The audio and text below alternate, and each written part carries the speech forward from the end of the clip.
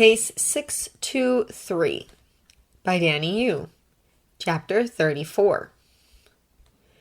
He is lying on a bed of withered damp leaves in cold grey autumn, watching the world through the scope of a rifle. M1941 Johnson. Outdated, imprecise, and inefficient. Why has he been sent into the field with such an inferior weapon? Then he sees his target, and he remembers. Not much, really. Not names or faces or dates or years or specifications. No details, no specifics. He does remember one thing, though. His target. He narrows his eyes, takes aim, and lets the bullet fly. It goes straight through the skull of the Hydra soldier walking toward his allies. He is 32557038 Sergeant Barnes, James Buchanan, 107th Infantry U.S. Army, and his mission is to take Hydra off the map. It itched being out of the workshop. No, itched wasn't even the right word. It was pretty close to actual physical pain, but screw it all, he'd forgotten to stock up on coffee grounds in the shop, and after making a note to Jarvis about that, Tony had made his way to the common floor kitchen. Part of him much preferred the idea of going all the way to the penthouse, but he didn't want to risk waking Jamie on a school night. He kept meaning to get the penthouse completely soundproofed, but hadn't quite gotten around to it yet, and however much he might have liked to make a go of it without caffeine, that wasn't going to happen. Having Jamie around made a long work binges far more difficult than they'd been before, despite the fact that his body was younger and healthier than it had been in years. So, in conclusion, he was in the common floor kitchen, watching as the coffee machine slowly dribbled out the sweet drops of life-giving nectar he needed to complete this night's to-do list. There were steps behind him suddenly, and Tony jumped half a foot into the air, sucking in a sharp breath as he called down. "Steve!" he said. "You can't just sneak up on people like that." "I wasn't sneaking up on you," Steve said. "I was just hungry." And yeah, of course. Somehow, Tony had managed to forget Steve's whole metabolism thing and how he apparently woke up once or twice a night just to find something to eat. Tony gestured towards the fridge. "Go ahead," he said. "Pretty sure there's some pad thai leftovers in there," he said. "Go ahead and eat them before they go bad or something." That last was bound to get Steve eating and shutting up about everything else. 3 years plus in the present, and he still couldn't seem to deal with even the idea of food going to waste. Great Depression, as if Howard hadn't gone on about that enough when Tony was still a kid. And sure enough, Steve headed straight for the fridge, taking out the Thai leftovers, dumping them into a microwave-proof bowl, and setting them to reheat.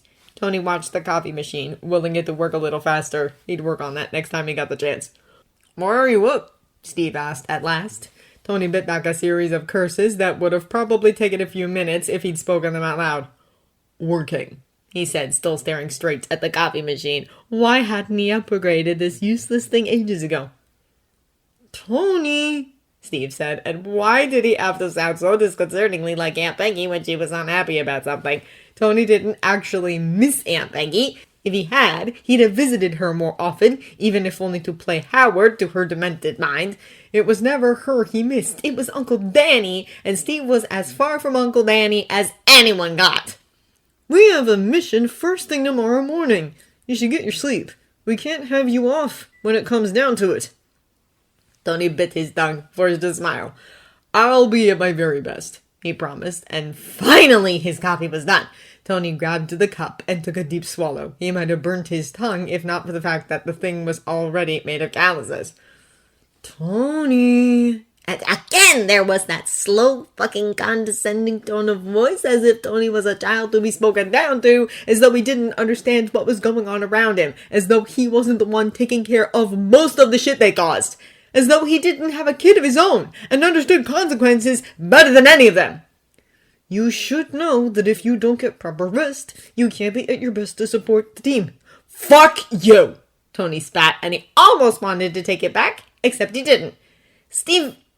Tony loved the guy. He did. They worked wonderfully together. Tony wanted so badly to believe they were friends, but there had been something very fractured between them right from the start, and Tony still couldn't ignore it, whether it was the difference between the time periods they hailed from, or it was the fact that knowing Howard made Steve think he had a right to control Tony, like Tony really was still a kid.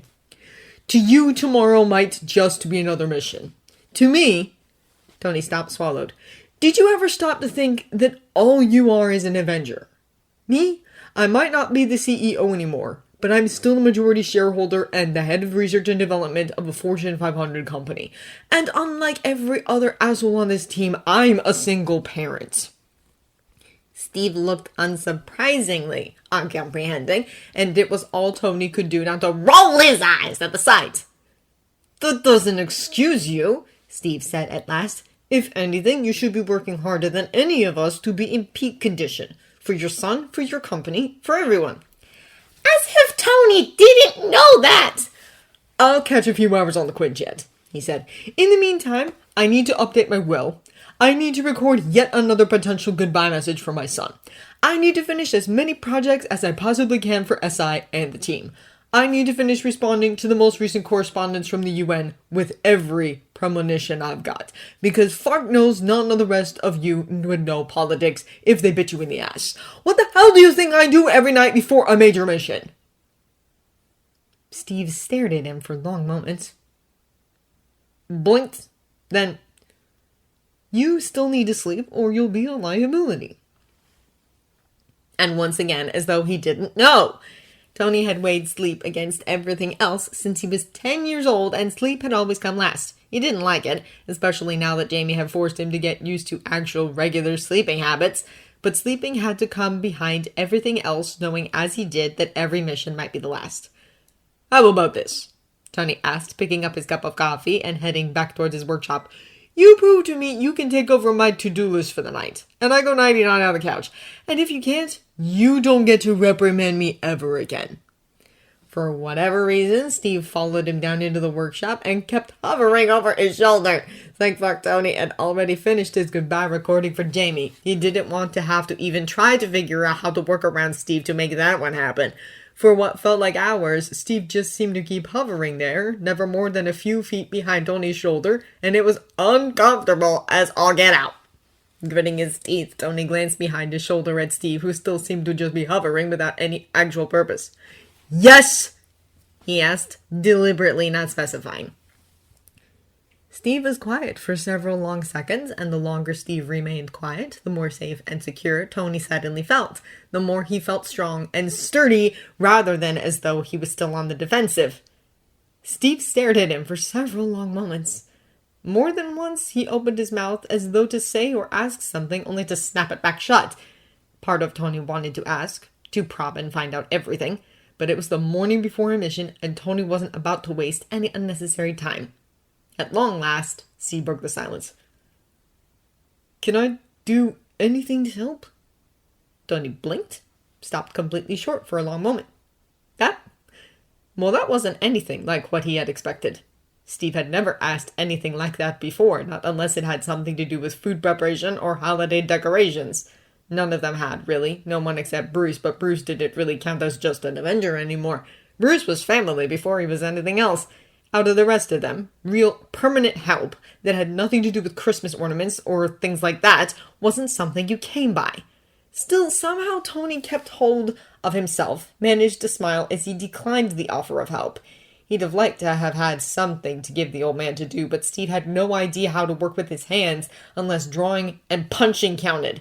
Tony knew how much his teammates liked to call him spoiled, but did they even realize how specialized and nearly useless their skill sets were? How lost their spoilt little asses would be if they didn't have a damn benefactor? He was pretty sure they didn't. To be entirely honest, Tony kind of hated how much he had to rely on the Black Widow. Natasha was the one who had first written out the evaluation that had kept him a mere consultant until the fall of S.H.I.E.L.D. She had never made it easy for him to work with the team, and then she had released those files that got so many people killed. Tony might care about her, but he never trusted her, never truly liked her. And somehow, aside from Bruce, she was still the person on the team he could count on the most. And what did that even say about the team in the first place? Did you speak to help? Tony asked, even as he coded in the coordinates for Sokovia on the Quinjet and trusted Jarvis to take care of the rest of it. Natasha inclined her head. We have permission, she said. Tony sighed and barely kept from rolling his eyes. At least one of the others was finally giving a crap about permission and sovereign borders and all that. At least he didn't have to be the only one this once. He still hated that he had to count on her for the Hulk's lullaby. He hated the fact that if she wasn't calm, if she couldn't get things to work, their only real go-to solution was Veronica. He hated how much everyone listened to her, given how unreliable she was. More than any of that, he hated the fact that she listened to him more than any of the rest of them did.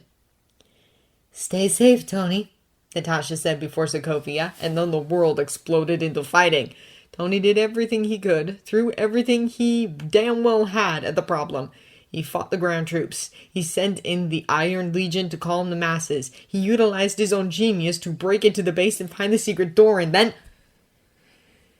then